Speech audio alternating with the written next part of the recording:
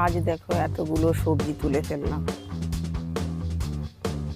প্রায় এইভাবে আমাকে সবজি তুলতে হয় ছাদ বাগান থেকে। ছাদ বাগানের এই রকম সবজি পেতে খুব সহজভাবে কিভাবে করা যায় আমার ভিডিওগুলো চাইলে দেখতে পারো।